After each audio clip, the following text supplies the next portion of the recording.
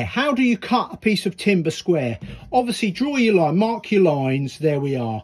Then on the back edge, just get your saw started. Just create a little tram line at the back.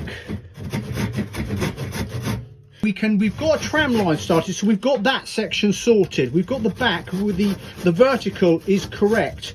Just bring your saw over, let it work, don't force the saw.